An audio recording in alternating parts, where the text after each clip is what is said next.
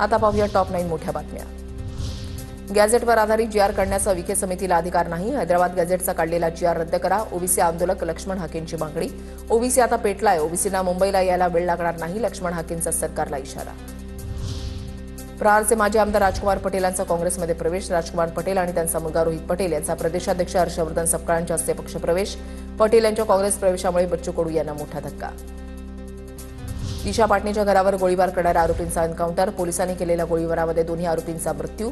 रवींद्र उर्फ कल्लू आणि अरुण अशी मृत आरोपींची नावं। पोलीस आणि आरोपींची चकमक गाझियाबादमध्ये झाल्याची माहिती।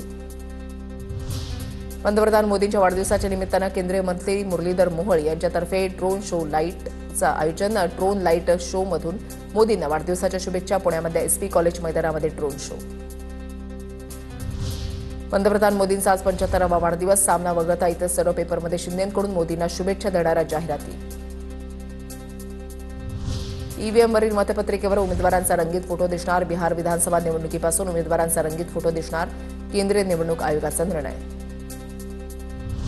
महाबळेश्वर पाचगणीला युनेस्कोचा जागतिक वारसा दर्जा। कास पठार आणि प्रतापगडानंतर आता महाबळेश्वर आणि पाचगणीला युनेस्कोच्या नैसर्गिक वारसा स्थळांच्या यादीमध्ये स्थान।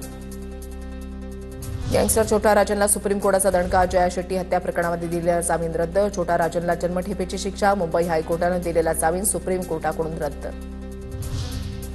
गडचिरोलीमध्ये माओवादी आणि पोलिसांमध्ये मोठी चकमक। 2 महिला माओवादी ठार। एक AK-47 जप्त। एटापल्ली तालुक्यामधल्या जांबिया गट्टा पोलीस स्टेशन अंतर्गत मोडस्के जंगल परिसरामध्ये चकमक।